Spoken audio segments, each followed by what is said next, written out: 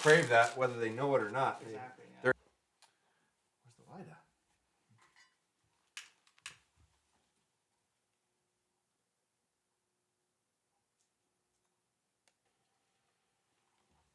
Look at you go, expert.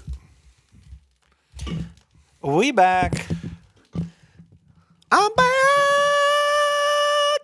I'm back in the We saddle ready. again. We ready.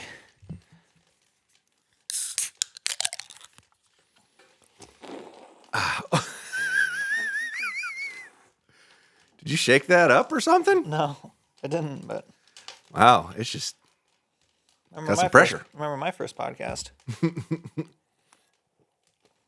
This, Well, one thing, this one time, guys, at band Josh has camp. been gone. We got a fantastic podcast lined up for you. Oh, man. And Take the shoes off. one thing I wanted to do before we got into this podcast is I have a confession for you. Oh, shoot. Now I'm worried. Nope. Well, what I need to confess is we have a known chicken violator in the house. A known chicken violator? Yep. What happened? Who do you think? Wait, who do you think it is first? We have a known chicken violator in this house right now. Louis? Yeah. What did he do? He got into some neighbors' chickens the other day. Neighbors' chickens? Yeah, I mean, former neighbors. He was walking down the street, and I guess there's some free-range chickens that he got into. And Did he kill a chicken? no, Oh, man, But- that'd have been great. I'd have to get the trying ball to- on that one. he wasn't with me. He was with his dog mom. but Free-range chickens. he was trying to deny his innocence, and then he had a chicken feather on his mouth. That's awesome. Yeah. Oh, that's hilarious. So it felt funny. It felt like one of those funny little stories where you hear He about does like to chase animals. yeah, Very much. you hear about your nephew got into some trouble and you're mad at him, but you're not really, Right. kind of thing. Like, oh, you weren't supposed to do that. Oopsie. Yeah. So that's the face of a known chicken violator over there. Nice. Yeah. That doesn't shock me. My first thought was Louis. But I didn't know if chicken violator was some new age slang that I wasn't aware of or something else. I didn't know where you were going with this. I thought you Yeah. might have done something dirty. Yeah. Well, guys, what a fantastic time of year in November. It's November now. It's whitetail rut, sunshine. Whitetail rut. Woo! New bow season. New bow season. Whoop, whoop. You get a bow, and you get a bow, and you get a bow. Yeah. Yeah, I like that. And you just got back from your hunt. So where do you want to start? Yeah, I haven't talked to you about it yet, have I? Nope. Yeah. Nope. I was On deliberately not, and then you weren't asking, so I Yeah, figured, friends that start a podcast together can't be friends anymore. They just have Yeah. to talk in front of a microphone. we're only allowed to share our lives in front of the public now. Mm-hmm. Well, I went to Minnesota, where a guy can buy a tag over the counter for whitetail deer for under $200 as a non-resident. It was very reasonable. And had gotten invited to go on a hunt with my my sales rep Evan, who is a ball of fun. Evan's a good old time. He's cool.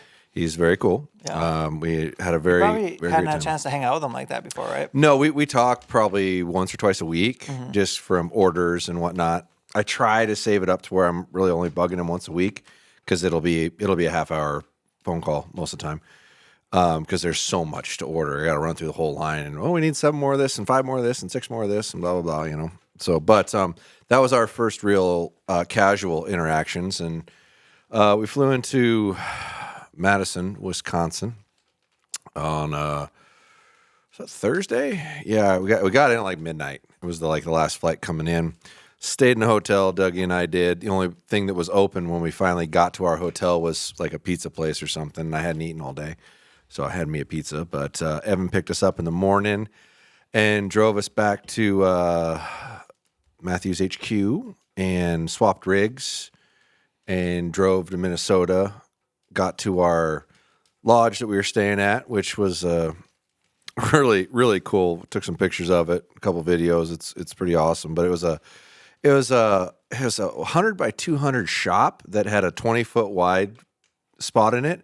There was a house, Like a single wide inside a shop, basically. but dude, it was 16 feet tall and 20 feet wide and 100 feet deep. It's and then it was I would live exactly like that. and half of it was 2-story. So it's 3,000 square feet. That's huge. Yeah, I would live exactly like that. It had heated floors in the one half of it that was floor to ceiling height, which is the living area, which had like the living room, the kitchen, and dining room, all one big open thing. And then the other side had 2 bedrooms and a bathroom and a laundry room downstairs. And then the upstairs had like a loft and then a master suite with another bathroom and whatnot in it.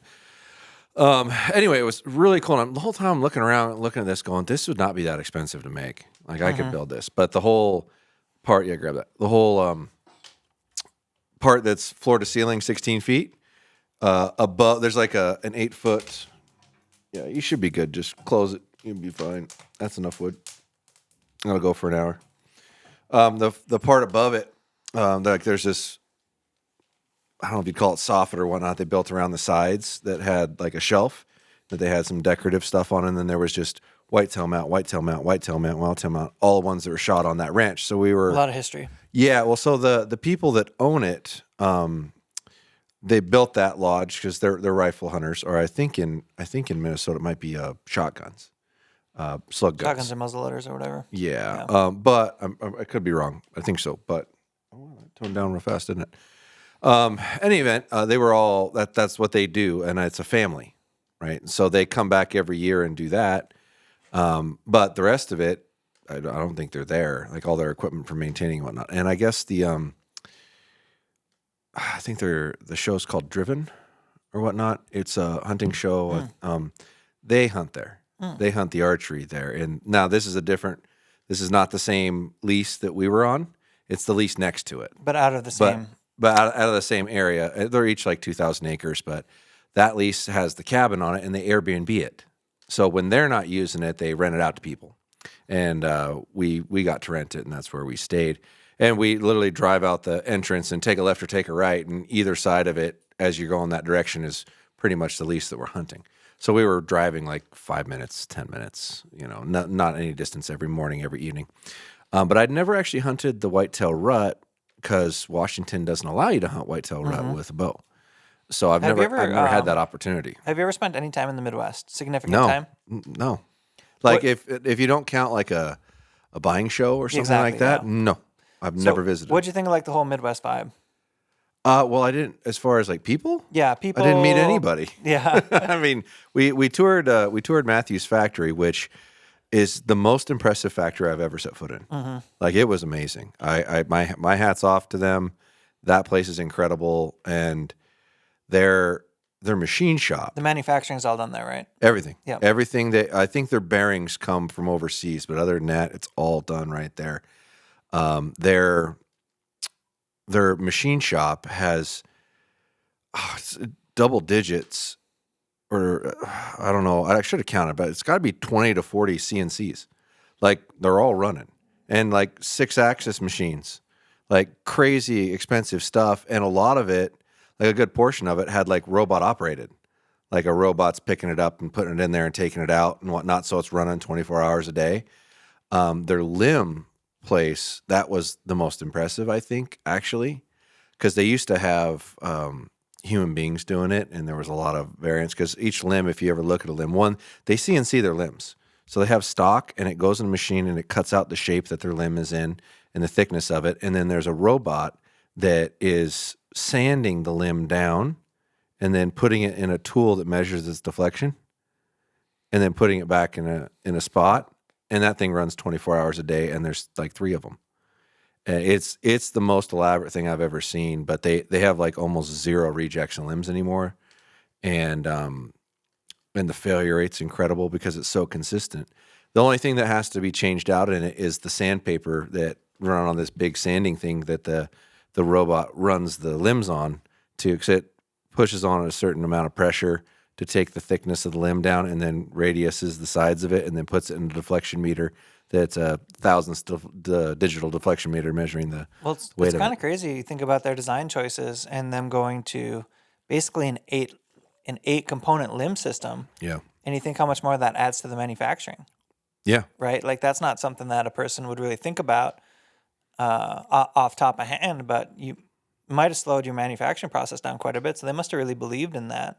Yeah. To have to have went to that, just knowing like how much more manufacturing would be involved. Yeah. All the more cutting, all the more. They made that transition after they went robotic because they realized how much they could save by that and how efficient it was and how exact it was and how precise it was and how low rejects. So then they can get away with making the things that they make now, where I don't know if anybody else is using like robot articulation for. So that was a big investment, I'm sure.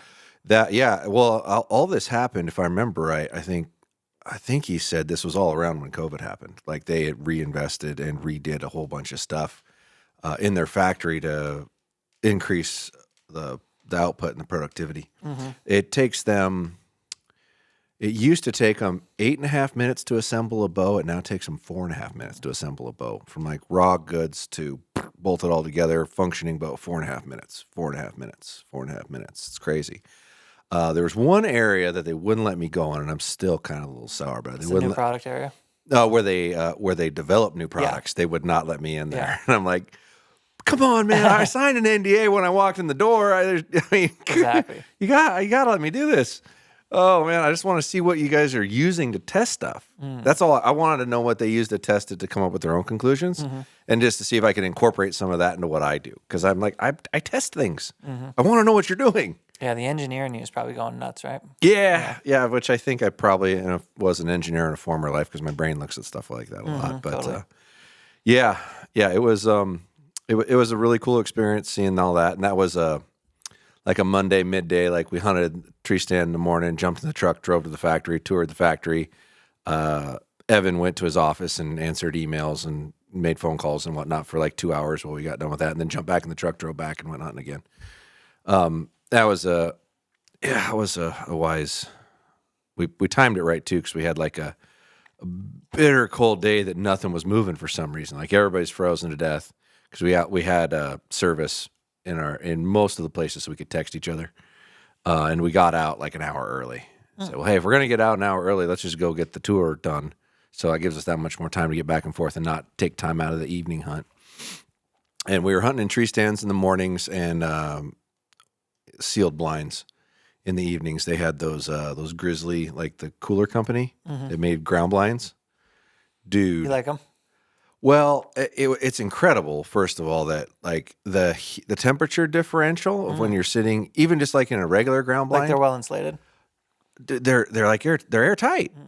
Like we had to keep wiping the windows off. Like Evan sat with me a lot of the time in the evenings. We were sitting in our own tree stands, but he sat with me on the evenings because they have rules there where you're not supposed to shoot certain animals, right? It has a very well managed property, right? Like yes. Tightly managed. Yeah, like the deer you're supposed to shoot either needs to be like a reject in its genetics, or it needs to be at least 5 years old. I was wondering, 4.5 or 5.5? 5.5.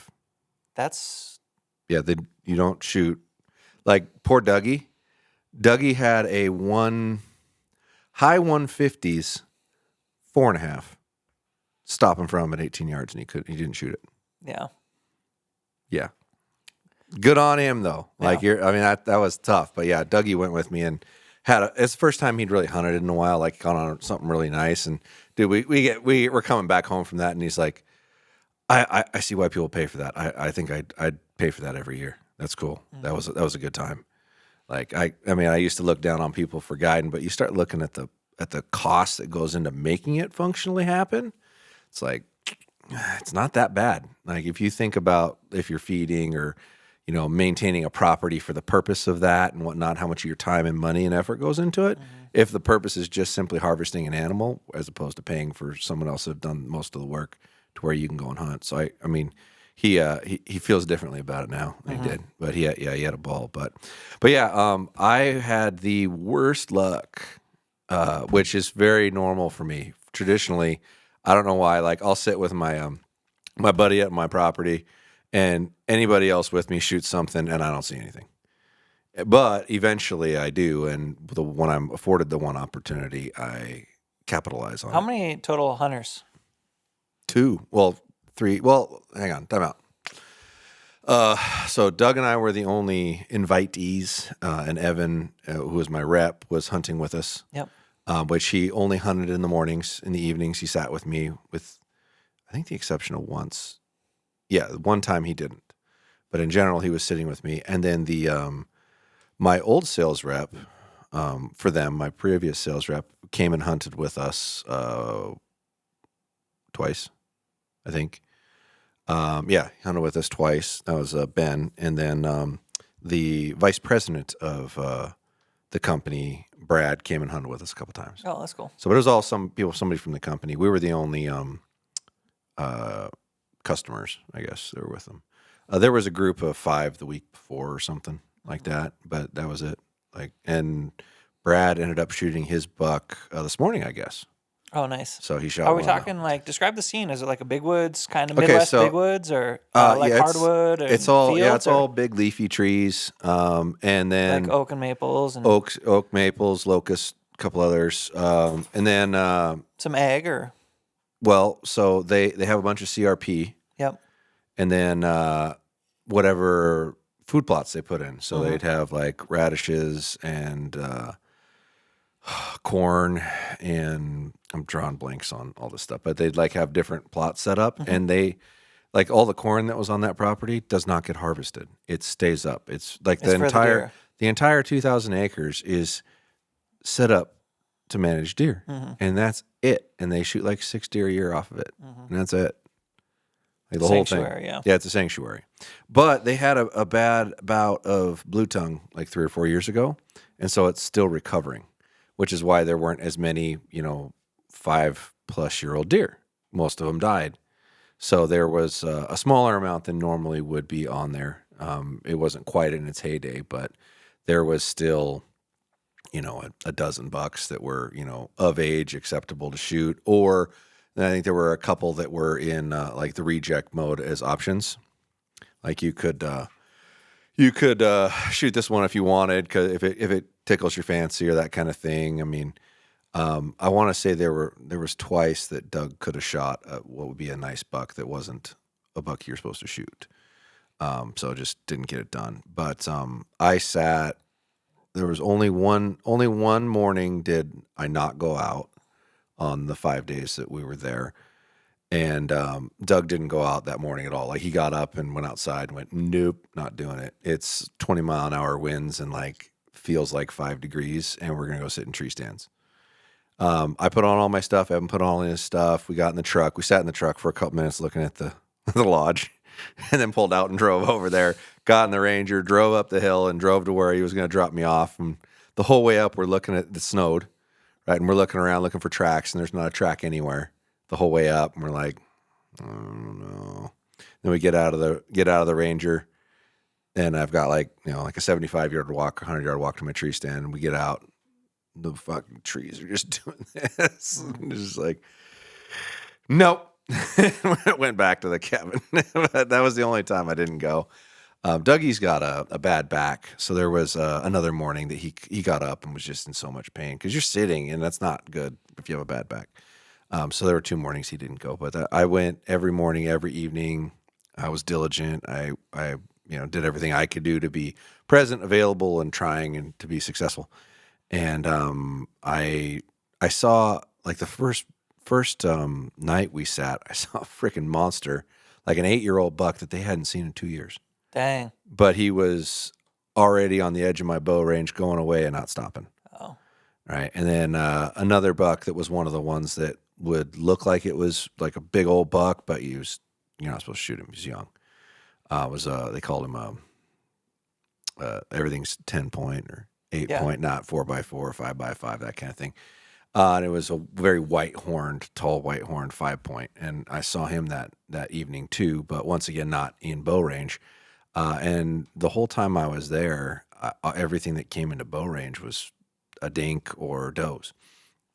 And until the last sit of the last evening.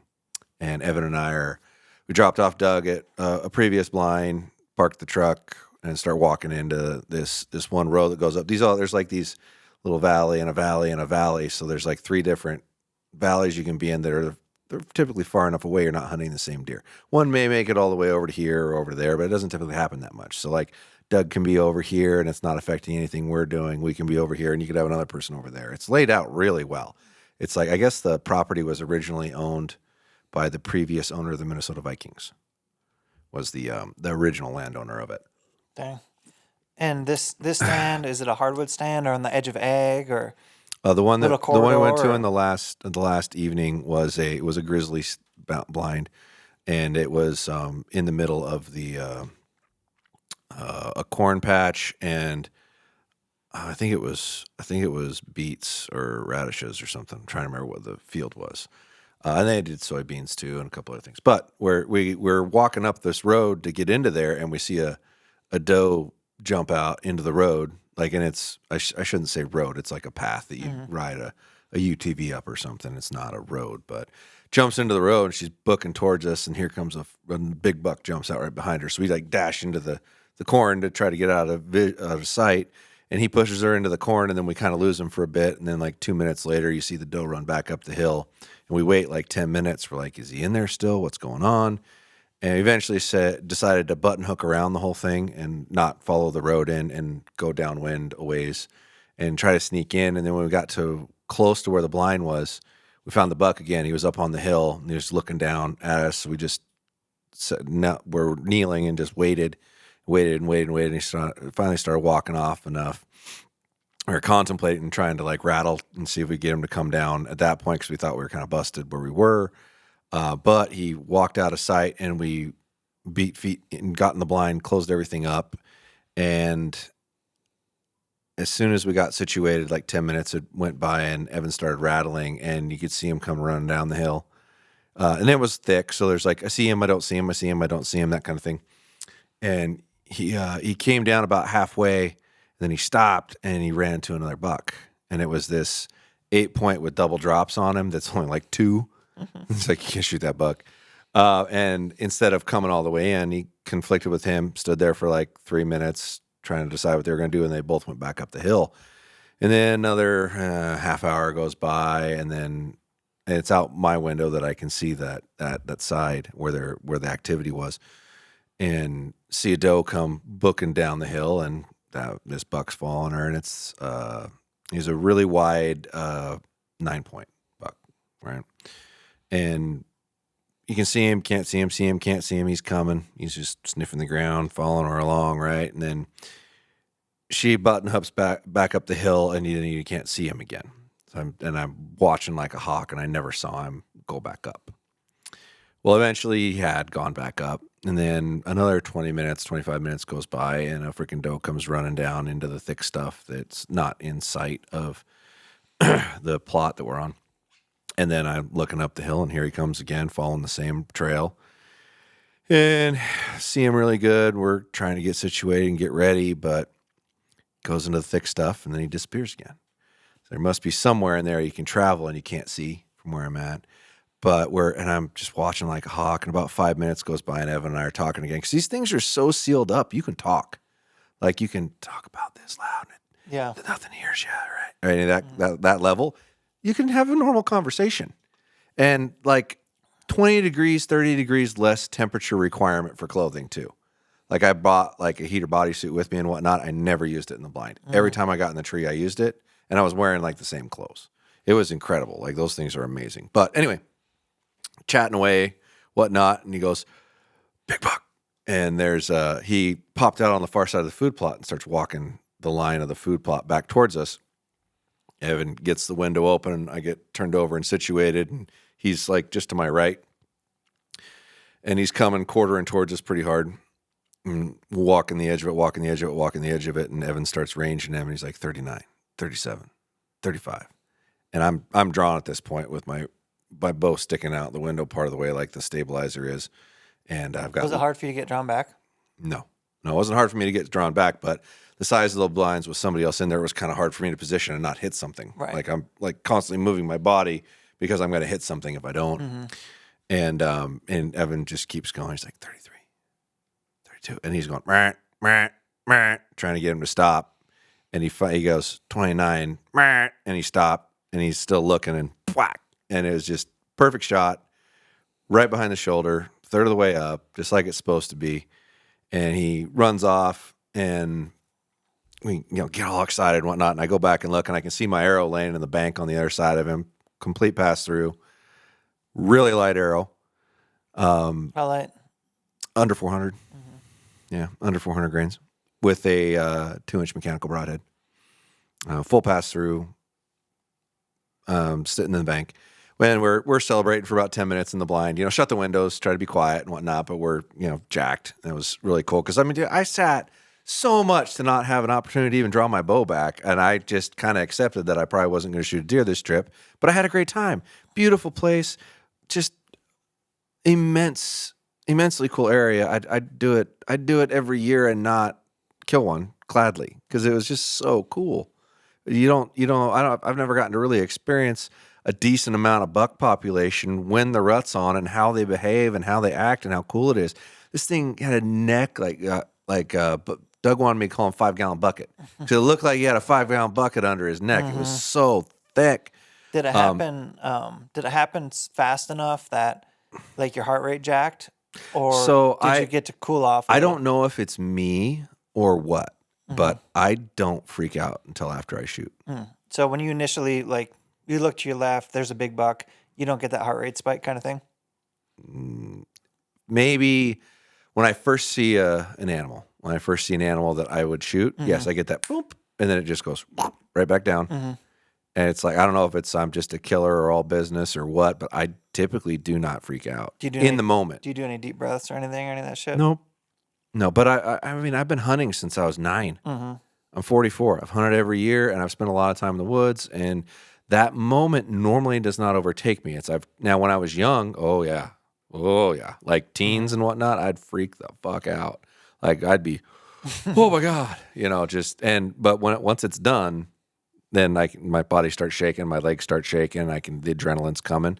But pre that, no, I'm all business. So did you, on your setup, did you use a 30-yard pin?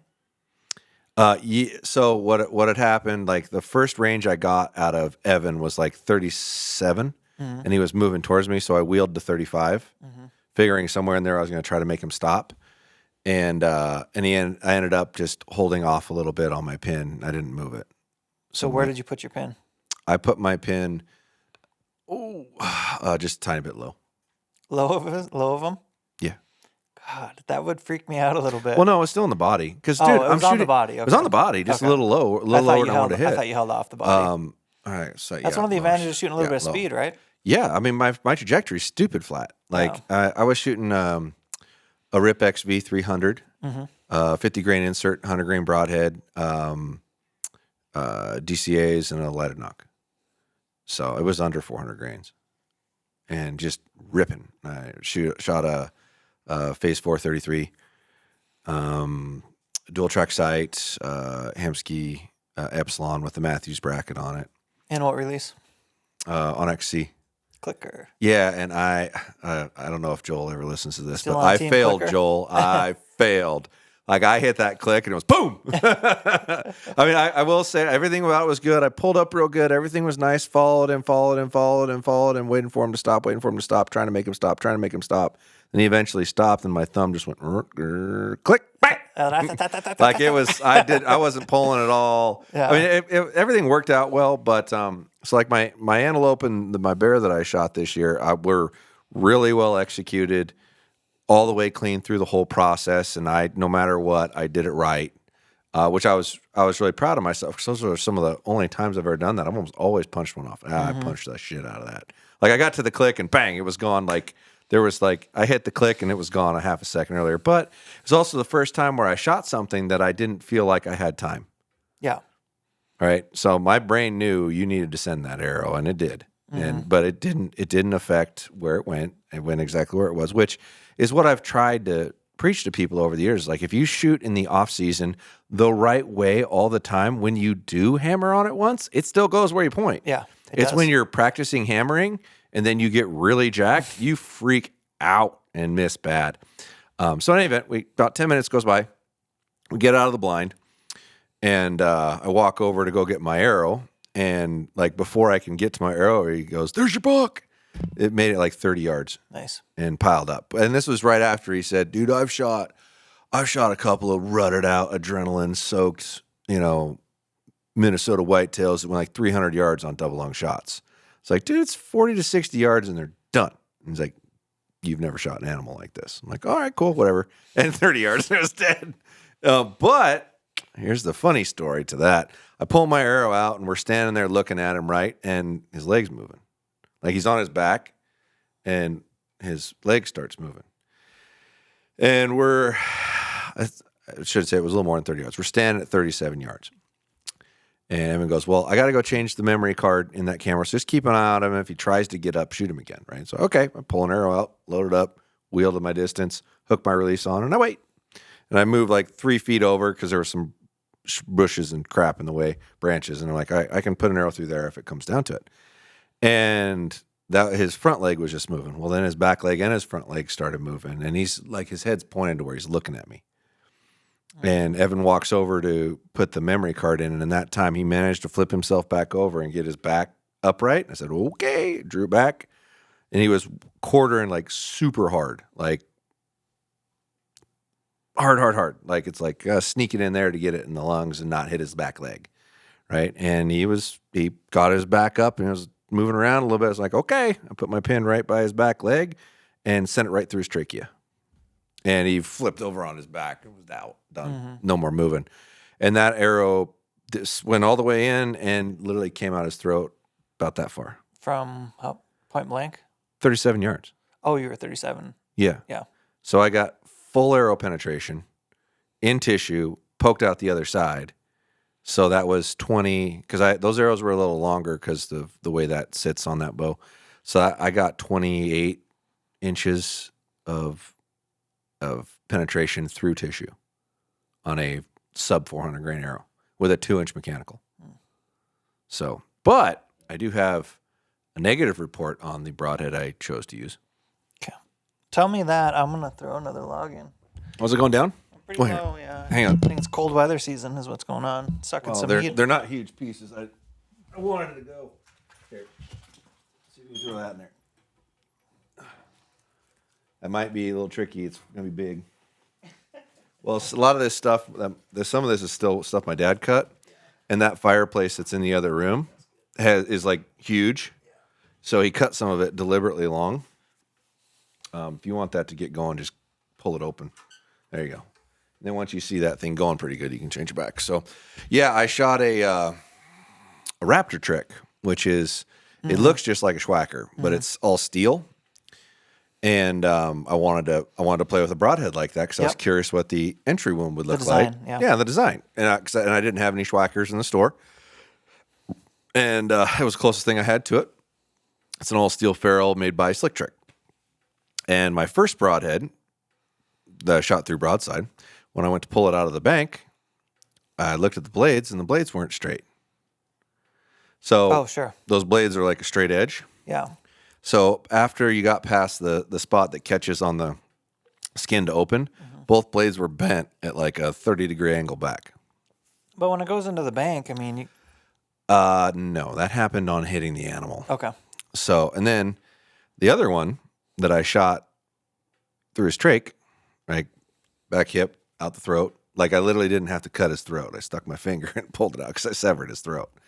That one of the blades broke off past the point that opens, and the other one bent over. So that was, both of them failed. Like they still functioned, but failed. I mean, he died, it did its job, and the blood trail was pretty darn good. But when I got up to him after I shot him again, just to be safe, which he probably would have died. I don't think he could have got up, but he was trying. So I don't leave stuff like that to chance. If that thing's still alive, put another arrow in him. In any event, get up to him, and the entrance hole was maybe an inch, right? It was like shooting him with a small 2-blade. And there was 0 blood on the entrance hole. Like that whole side of him, wasn't an ounce of blood on him anywhere. And the exit hole was a little bigger, but the blades were bent. So I wasn't getting the full 2-inch exit. Yep. It looked like the exit hole was maybe 1.5 inches wide. And the blood trail wasn't amazing. Now, I've shot a dozen different mechanical broadheads into animals, and it was, I'm not going to say the worst blood trail, but one of the worst blood trails for a perfectly shot animal on a mechanical. Like I shot a couple with it's always been on a 2-blade. Like if you shoot a 2-blade mechanical, a lot of times, even with a big, swather, if it'll either rip and make a really big hole, or it might not make a great hole at all, and you typically don't get a great blood trail. There's just something about that 3 blades that makes such a big difference in the hole and blood trail. And the blood trail. Yeah. Like it's like a lot better blood trail in general. So in any event, I was a little disappointed with the results because I had really high hopes for that design and that head, and my initial concern of not having an entrance hole or much of one wasn't great. Now, after doing a little bit of Dr. Jones research on the animal that I killed when I gutted him out and looked at all this stuff, grenaded his lungs. His lungs were shot. I don't know. I'm thinking it was the second arrow that actually cut a swath in the side of his heart as it went by, but I'm not positive. It could have been either, because I didn't know the way the heart was positioned when I shot through him, which way it was oriented. Could have been either way. The height of where my arrows went through could have hit the heart on either one, right? Depending on where it was. Yeah, it just it did the job, but I question the functionality of it really. I was excited about it, and I didn't get the results I was really looking for. I mean, granted, I shouldn't nitpick. I got my animal, but it hit ribs on the first arrow on both sides. Like the broadhead was like this, open, and it hit a rib with either blade, going in and going out on both. And I think personally that had managed to open before it got through the ribs. Because if you look at like the cut on the ribs and the gap between each rib, the blades had to be at least part of the way open or all the way open when it hit the entrance hole of the rib. So the idea of that broadhead is that the blade's going to open on the inside of the rib or somewhere near that. And it's opening, and I think open when it hits the ribs. I think it doesn't have to cut as big of a hole through the hide to get in, but I don't think this specific one, I'm not saying Schwacker, I'm just referring to this one broadhead that I tried that is similar, that it was moderately deployed through the ribs, period. It was.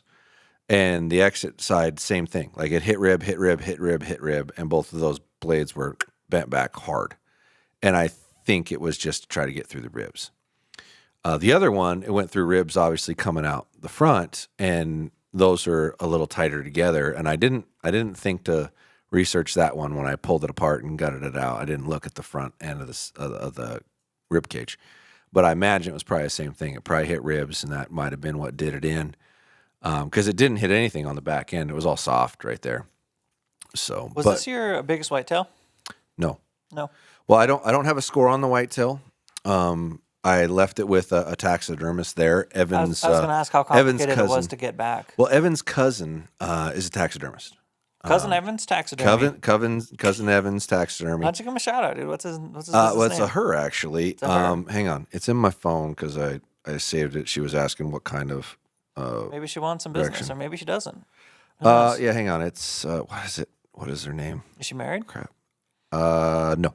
Taxidermy gal. She might be looking for a nice podcast listener. Why do you go that way every time? You always go that way. Hang on. Let me find it. Give me a second. Mackenzie. Yeah, Mackenzie is her name. Does her business have a name? I don't know what it is. Okay. Hang on. I should have asked before we got on here. Sorry. That's all good. But yeah, she. I bribed her to come up and get the head because I guess in Minnesota you have to have a taxidermist take the skull plate off because of chronic wasting. Oh, okay. Because CWD. Yeah. So what was going to boil down to happening is we were leaving the next day to fly out, and it was a 3-hour drive from where we were to the airport that we were leaving from. Yep. Right. So we didn't have a whole bunch of time, and we were a little concerned that by the time a taxidermist opened and did the work to remove that, we were going to miss our flight. Mm-hmm. Right. So I threw in a little bit of extra money at her to come up and get it and do that work. And she picked it up, and that was super convenient. I really appreciate her doing that. And then I'll have it shipped back when she gets it done. It'll be a year or so. Is she doing a Euro or? No, I'm doing a shoulder mount because it was the widest deer I've ever shot by a long shot. It was almost. Do they know the age of the deer? I haven't gotten that back yet, but it was older. You will know though. I will know. That'll be interesting. It was almost 22 inches wide inside. Mm-hmm. So really, really wide buck. Not great time length, heavy. You guys didn't throw it on a scale by chance, did you? No, Yeah. no, but he was big. I mean, we quartered him out, took the back straps, tenderloins, deboned all the shoulders and, the good usable meat. Didn't try to go into the ribs or anything like that. And I bought a cheap cooler at Walmart, and we froze it all and checked the bag, and the bag was 80 something pounds. So it was a decent amount of meat boned out. And if I wasn't flying with it, we probably could have pulled another 10 pounds out of there that was usable or whatnot. But yeah, it was a big whitetail. That's easily the biggest bodied whitetail I've ever shot because it was a giant. They're big over there, like really big body. But that was a phenomenally cool experience. I would do it again in a heartbeat. Our flight home was a bit of a shit show. Really? Yeah, Dougie had booked our tickets, and we ended up coming in on United and then going back out on American because he went through Expedia or something like that. Well, American out of Madison delayed our flight by over 2 hours, and we were going to miss our connecting flight. I hate American, dude. Well, I won't ever fly on them again. Yeah. So I was going through Phoenix and coming back. That was the way back. And yeah, American always routes through Phoenix to get to Spokane. Yeah. Well, and they just were like, sorry. Like, well, we can either fly you out tomorrow or you can fly to Phoenix and stay in Phoenix. And Doug's like, well, a good option. I just want to, well, it was, but at the same time. No, I mean, it's not a good option. No, it's not. Either way, you're overnighting. Yeah. Yeah. Well, I mean, it was 90 degrees in Phoenix, so it might not have been a terrible place to stay for the night. But Phoenix is the cougar capital of the U.S. Great. Did you know that? No, I did not. Well, so in any event, he had booked the travel insurance when he did it, but it's through Expedia. So as soon as they know it was a third party, they didn't have to do anything. They're like, too bad, sorry. Which is one of the disadvantages of booking third party. Yeah, it is. Yeah, and so that was like a little known thing. I wanted to, maybe people are listening that are doing that. That's a little travel hack, yeah. Yeah, don't book third party because there's no consequences to the airline for bumping you. The way I'll do you. it is I'll compare prices. I like Kayak to compare prices, and then I'll go to the direct booking. And if the prices are similar, I'll always book direct. But occasionally you'll get a third party that's significantly different, and then you're taking a little more risk for the price. Yeah. But yeah. So in any event, he's dealing with getting the money back from the original tickets, but I bought our tickets home on United because United had a flight that was leaving in 2 hours, going through Denver, coming back to Spokane, and there were still some seats on it. But it was, not counting the bags, it was almost $1,200. I'll be interested if day of, so that sucked. Dougie gets resolution on that. Because I've never had to use that kind of. Yeah, we'll find out. Yeah. Like he was trying to get it resolved while we were laid over in Denver. Because our layover in Denver was over 3 hours. $1,200 one way. Yeah. Yeah, our whole tickets for the two of us, I think, were like $1,300 or $1,400 round trip. So our tickets home were almost as much as the original round trip tickets were. And our luggage was over $400 because we both had our bow cases. Because if you book day of, your luggage is more expensive. Oh. Very nice. Oh yeah, and the only seats they had available on the tickets out of Madison were extended legroom and $75 extra a seat. Nice, though. It was nice. I sure hated going back to regular legroom when I got into Denver. That was geez. I mean, because I'm not a small guy. I'm 6'5", and literally when I sit in regular size seats, my knees are on the front seat and my ass is as tight in as you can get it. And when you go to let the thing down in front of you, it doesn't go all the way down unless I like crisscross like that and like buckle it down just so it goes down all the way. It's like not made for a large white man. Let's just put it that way.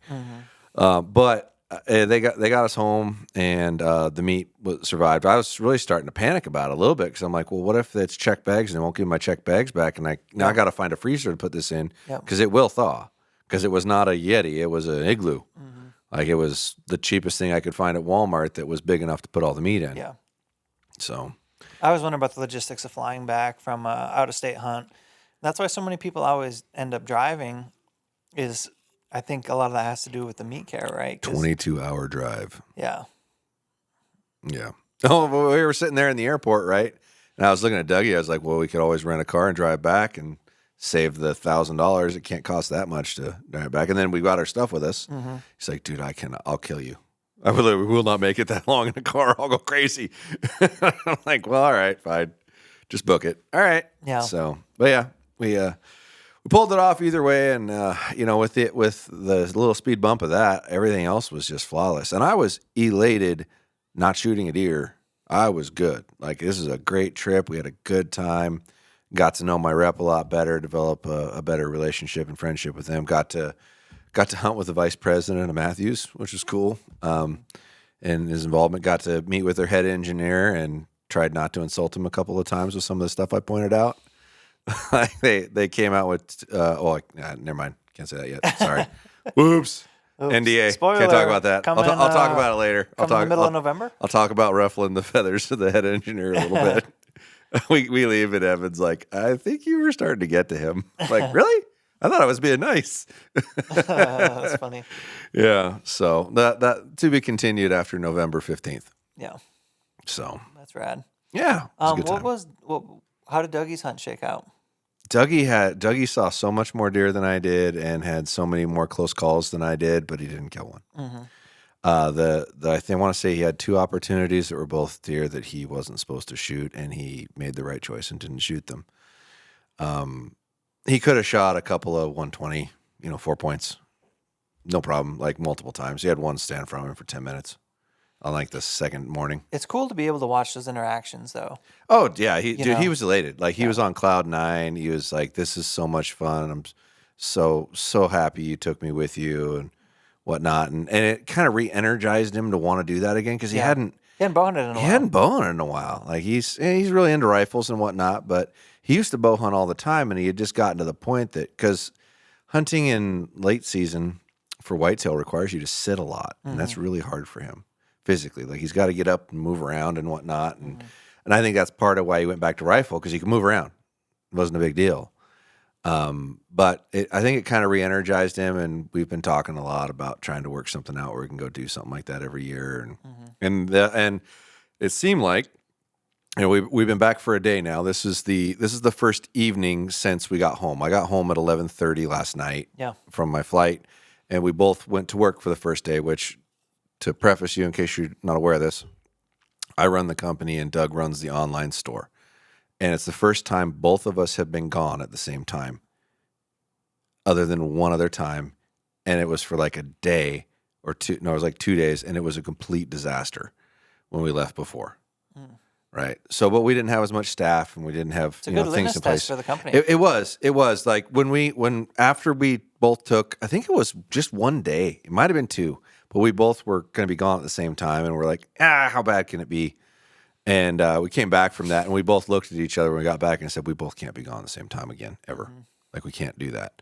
And we got afforded this opportunity, and I really wanted to take Dougie with me, but I had thought about it a lot. I'm like, we said we can't both ever be gone.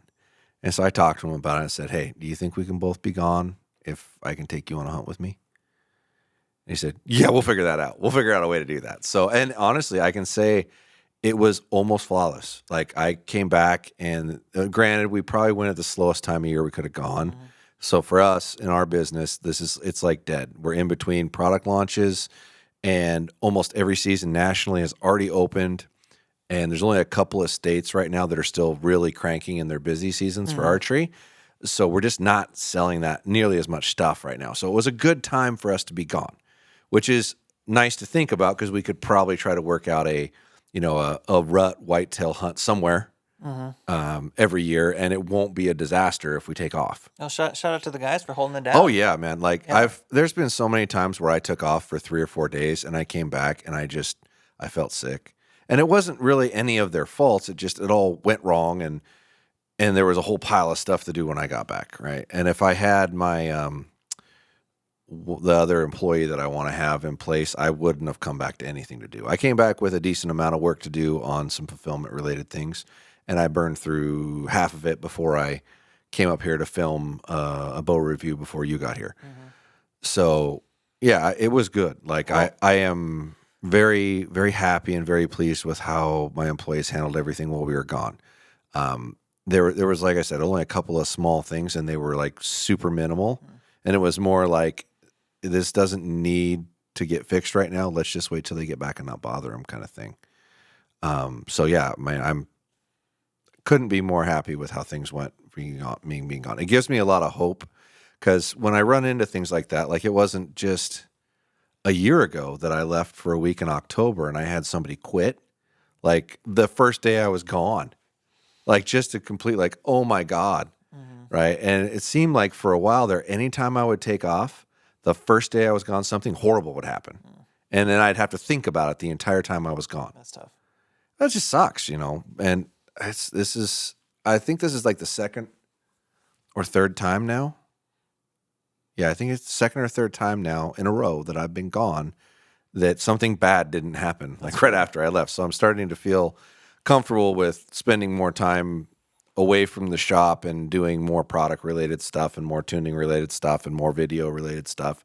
And or, I'm going to go to this trade show or I'm going to go to this event or I'm going to go do this and try to expand involvement in those things. And those were always more of a hesitance because it's like we just don't have enough help in place and enough things in place to make sure that this doesn't go bad or whatnot while I'm gone. Yeah. So I don't come in home to a disaster. It's one of those interesting, I guess, and as I've gotten older, I would, as a younger person, I would often look at larger companies and be like, oh my God, they're so bloated and there's so many people to do so little.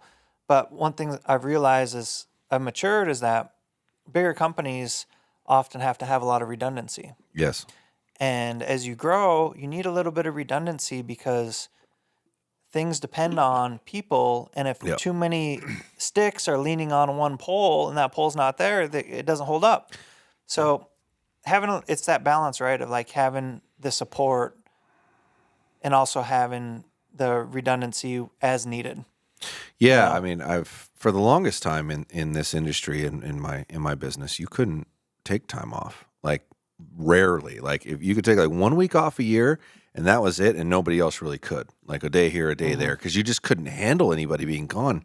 And I always wanted to get to the point that I had one too many people. Yeah.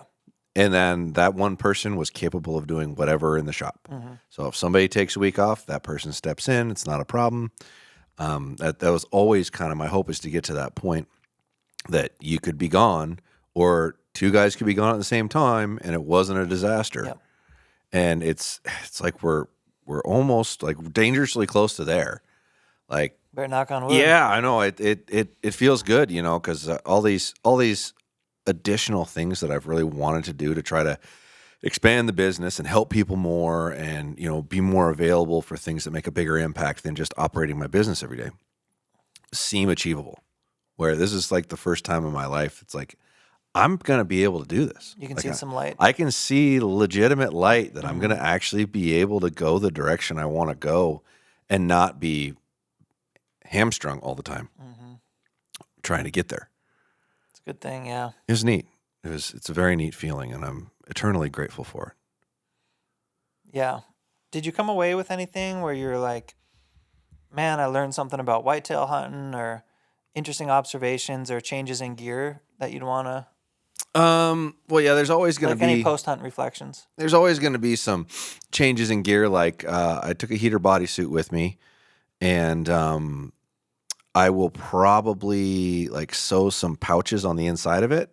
For your it's hands? no, not for my hands. For like, for like my cell phone. Yeah. And I'll like put a couple other things in there just so you can stash stuff. Like, what would have really been cool, because wearing a bino harness with all those clothes is an absolute pain. Yep. Like, don't want a bino harness, so it'd be cool if there was a pouch that I could set my binos in and my rangefinder inside the suit, so they like had compartments, because there's so much room inside that thing. Like, I was sitting in a chair, right, and it would pile up on this side and pile up on that side, and I had a little thermos of coffee sitting there, and my bino harness sitting here, and my phone sitting in my lap in case somebody texted or if I got too bored and I had to scroll and do something, right? And then you open up your suit a little bit and pull out whatever it is you're going to use. It would have been nice to have a little compartment for them to sit in. So I would definitely do that differently. Let's see, what else? That always cracks me up, dude, is the lengths a whitetail hunter goes through to cover up their scent. And then one of the first freaking things they'll do in the stand is open up a coffee. Yeah, but that thing was sealed tight when Dude, I came in. And then cracks me up, dude. Oh, yeah. Yeah. Yeah.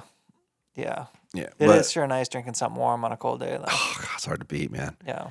That would be for sure. I hadn't tree stand hunted in a long time. I'd used blinds, and one of the things that they had that was super cool. I'm not sure who makes it. It's probably Hunter Safety Systems or something, but they had a rope that's attached to the bottom of the tree all the way up to above the stand that you attach your harness into. Mm-hmm. But they had like this weird material in it that when you shine a flashlight at it, it glue like LED lights.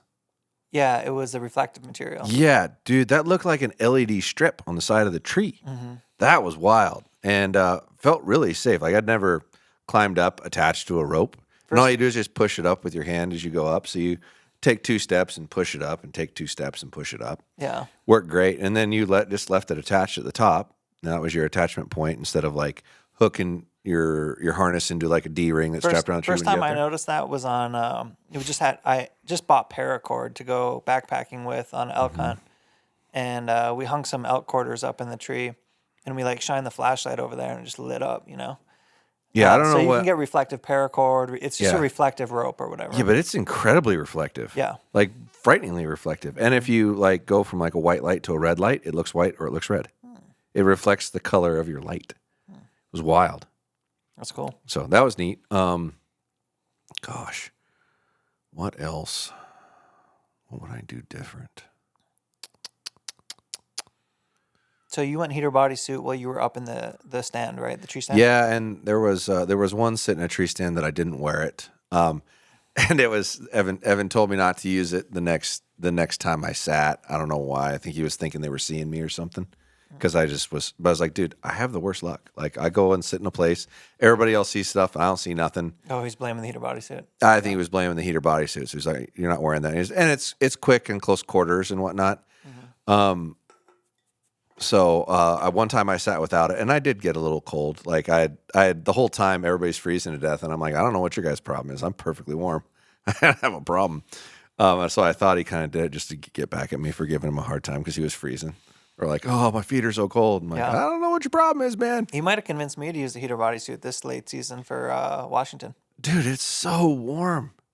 My concern was always the mobility of getting out of it and shooting, but you made it sound like it wasn't much of a problem. It's really not hard. Now, are you in a like tree stand or a ground blind? Tree stand, yeah. So the only negative mentally is that you're zipped inside this thing, and so if you were going to fall, you can't grab. Oh, God. Right? So as long as you're not that freak out guy, yeah. As long as you're comfortable just sitting there without like the ability to like reach out and grab something at a certain point, you're fine. The having used all this now, I kind of like the idea more of a saddle because I think you can pull off some funky shots a lot easier in a saddle. Hands down, you can shoot way better out of a saddle. Yeah. Especially from an archery perspective because you can get the tee, right? Yeah. And you can, when I say tee, you can like you can get into good shooting form and swivel your way around the tree instead of being fixed with your ass somewhere and then you're compromised a lot more. Yep. Yeah. Yeah. So and you can shoot damn near 360 with a saddle. Yeah. So that's one thing I really noticed because I've always hunted over like a food source or water or something like that to where they're coming here. You're not trying to shoot over there. You're not trying to shoot over there. Well, when you're hunting the rut, you got to shoot everywhere. Yeah. And it is hard to stand in a tree stand, turn around, face the opposite way, grab your bow, pull off, and lean over when you're not tethered. I mean, you're attached, but it's not like you can pull your weight off of it and lean into it.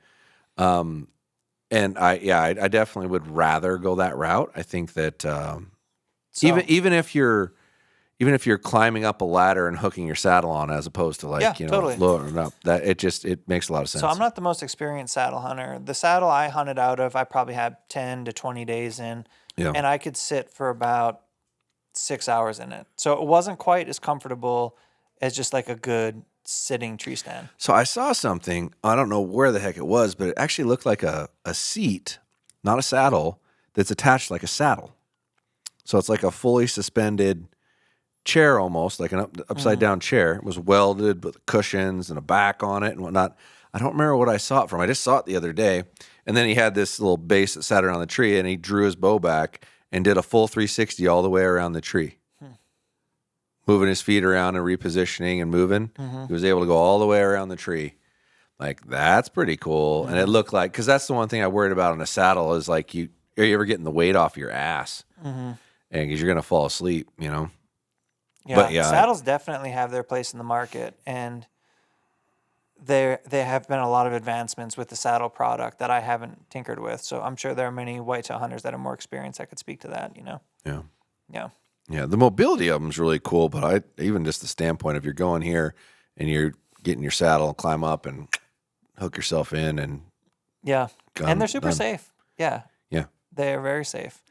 So Well, if you incorporated it with that rope attachment tether system too, if that's you're what just a lot of climbing people up a do ladder, is they'll climb up the tree attached or whatever. Yeah, like that. Those things, the way that rope sits, is as soon as you put weight on it, locks down. You can't. You're just the length of your strap is how far you're falling, which would be pretty cool. So, Well, pretty cool, guys. That's the podcast. Another Tagged Out podcast. These are special because, you know, man, a guy never knows how many of these he's going to get to do. So, yeah. everyone's good, and yeah, we love sharing hunting stories. So that's cool. Congratulations on the Thanks, man. old little Midwestern buck. Yeah, I'm hooked. I'm gonna have to do that again. You got the itch. Yeah, for sure. And it would be neat, well, especially if you're around that area. If you can get close to where two states are pretty close to each other and manage to find places to hunt, and they're both over the counter, and it's not that expensive. I mean, you know, it might be worth spending some time there. Yeah. In the lower Midwest, I mean, all over there's some really rad whitetail spots. Yeah. Yeah. So it's fun stuff. I got Pretty more exciting. of the itch again for whitetail too. They're fun. The chess game is interesting. How about we just hunt everything? That's what I'm talking about. Speaking of spring bears, I got an idea. We got to talk about that sometime. Let's do it. Okay. Bye.